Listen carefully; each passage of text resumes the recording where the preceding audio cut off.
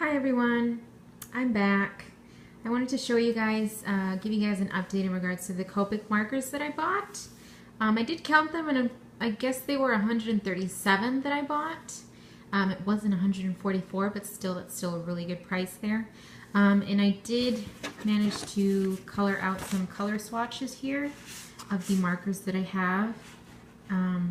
So these are the reds and pinks here, and some, I guess, earth tones, the ones that start with E. I'm not really sure how to read them out, but so these are some of the colors right here.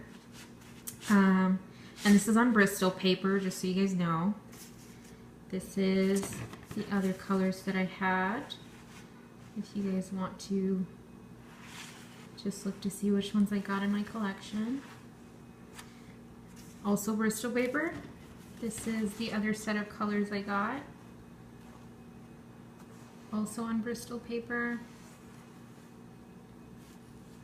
And this is on another type of paper. It's called Render. So you can see it has a different type of tint to the paper. And here are the colors that I got as well. This one is actually made for multimedia, and I guess it's good for Copic markers as well. And if you can see in the back, there's no bleed through or anything. And for the Bristol, I didn't color that much ink, but you can kind of see where you can kind of see that it's starting to bleed in the paper here. And this is on Bristol. So if you look closely as well, you can see the different types of tints that the paper has here. So this is more cool base. This is more warm base. And since it's Bristol, the paper is a lot more thicker. And this Render paper, it's more loose and lightweight. And I have here the paper that I use. This is the Bristol from Canson that I used, where you saw the colors of the markers here. And the other paper is called Render. It's this one, sorry. Render. No show through paper. This one is actually really good. I like this one. The only thing I don't like, or that I'm not used to, is because it's so wobbly, the paper. It's not stiff like I'm used to at Bristol. And I did also test out, ooh, there's a drawing of mine peeking out.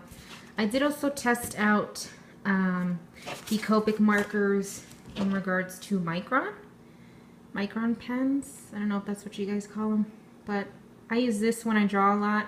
I'm really into like pen and ink drawings at the moment. So I did a drawing with this Micron, and this is the first drawing or coloring that I did with my Copics.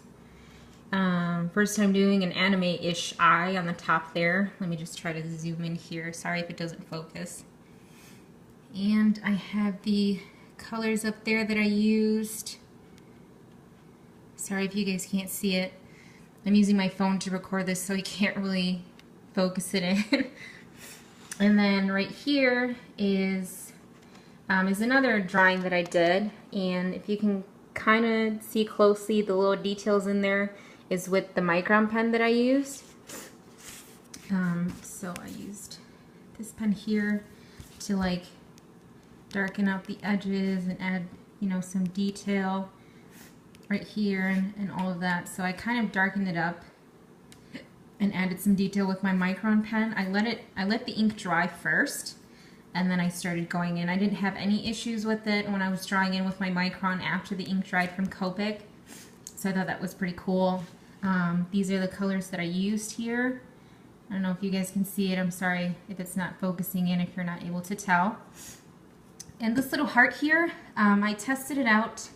My Micron pen, I drew up the heart with my Micron first, and then I added the Copic just to see if the color, if the pen would bleed with the Copic. And I believe I only waited maybe like 2-3 minutes after I added the Copic just to see if the ink dried. I'm going to try to zoom in to see if you guys can tell if there was any smudging. I don't see any smudging on my end when I look at the drawing itself. And the marker, when I was drawing with the marker, I didn't show any smudging either with the Micron ink. So I'm going to probably test it out on another drawing, maybe a bigger drawing. I'll draw it out with my Microns first, and then I'll try to color it in with the Copics. So that's my testing out with Copics.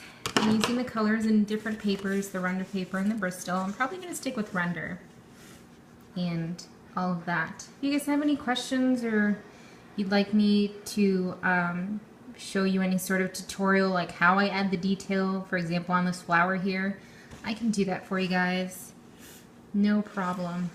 And if you guys have any pointers as well in regards to like shading or coloring in with Copics or anything like that, just feel free to leave me a comment as well. I'd much appreciate it. And thank you so much for watching, guys. I'll probably upload some more videos in regards to, you know, the drawings that I do. So keep an eye out for that. And have a good day.